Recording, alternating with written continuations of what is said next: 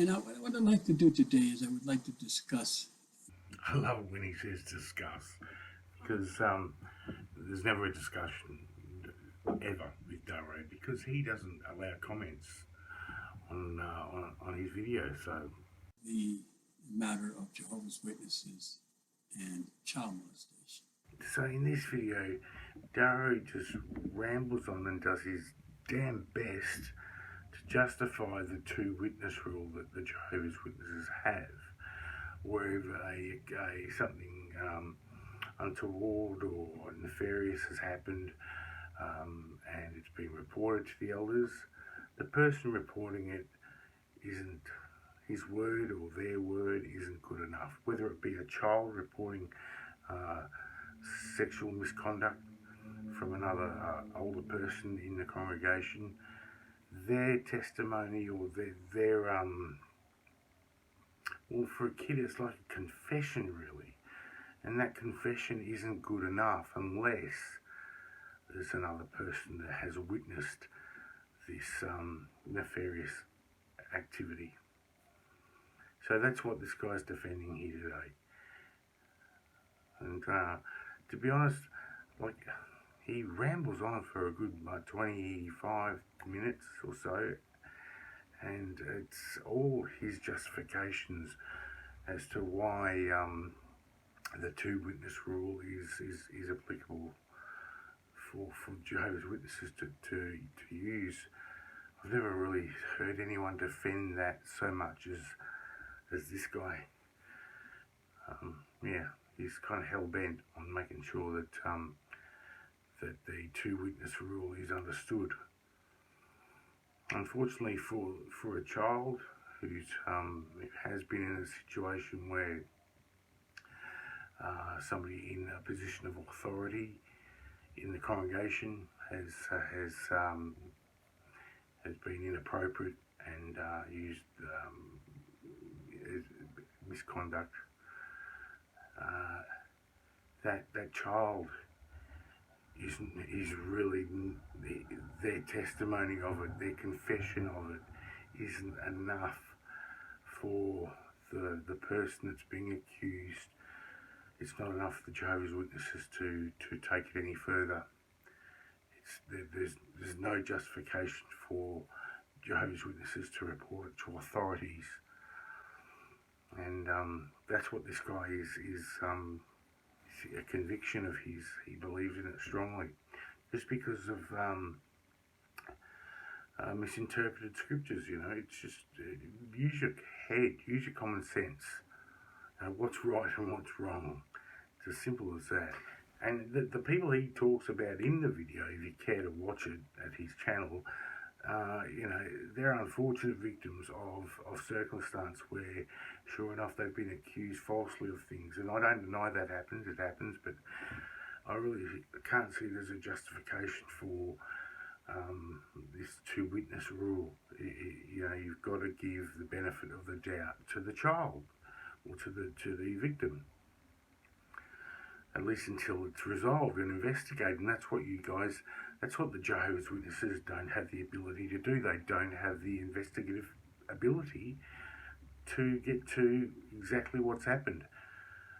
And the only people that do have that ability are the authorities, the police, etc., forensics. And he talks about forensics being the second witness, sort of in his own little thing. Now, let's stop right here for a moment and discuss this second witness issue. Now, a second witness doesn't necessarily have to be a human. So you see, that's two witness rule doesn't necessarily have to be a human witness. It can be forensics, it can be the police, it can be another child that's forensically proved. It has to be two adults. Remember, it can't just be the child and that's it. I wish I could get that through that to hell characters. Thick, stupid head, but you see, he's so stuck on stupid that you just can't fix stupid.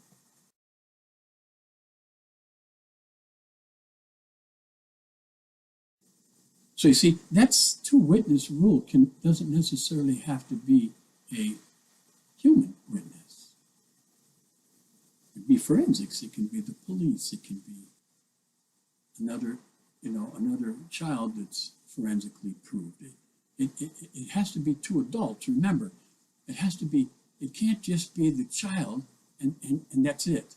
Say if you're a little child and you've been left in the care of an elder or a minister or a servant or somebody that your parents trusted in their religion, the Jehovah's Witness religion, and this person begins to treat you inappropriately and starts to touch you in your private areas, and you're a child, right? And this happens, and then weeks later you're a child and you don't know what to do with it. So you tell your parents, and your parents take it to the elders of the congregation rather than the police. This is a big problem for a lot of Jehovah's Witnesses, because they're told that it would bring reproach upon Jehovah's name if they were to report such incidents to the police. Fuck their name, Jehovah's name. Jesus Christ, what about the child? What about the victim? So the elders have what's known as a committee meeting, where they get the victim and the alleged perpetrator, and they gather, and so anyway, the perpetrator point blank denies it, and the victim, the child, you are left there to tell your story about what happened. And no matter how true it may sound, and how much those elders must actually genuinely feel compassion, they have to, because they're human beings at the end of the day. No matter about all of that, because there was not a second person that witnessed you getting touched by this inappropriately by this person in the witnesses, because no one else saw it, because you were locked in their bedroom alone with them, because they manipulated you to do that. However, because of that, because you're locked away, your story doesn't sit.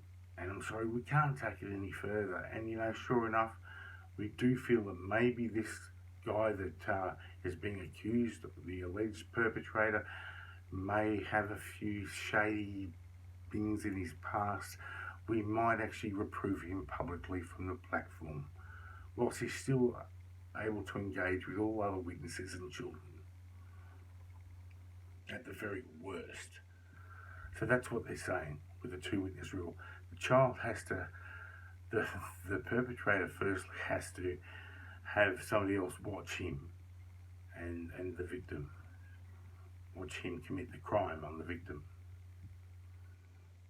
And this guy here, Daro, is trying his goddamn best to justify this thing. No single witness may convict another for any error or any sin that he may commit. On the testimony of two witnesses or on the testimony of three witnesses, the matter should be established.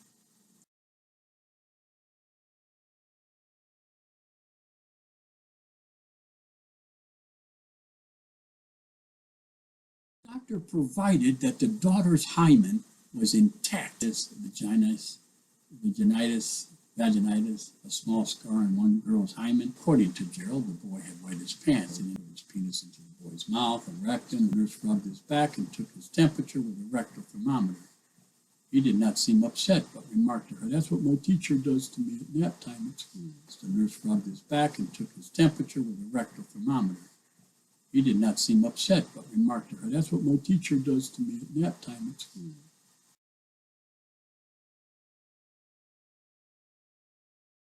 Kelly forcing the children to have sex with her and lick peanut butter off her genitals, penetrating their rectums with vaginas with knives, forks, and forcing them to eat feces and urine.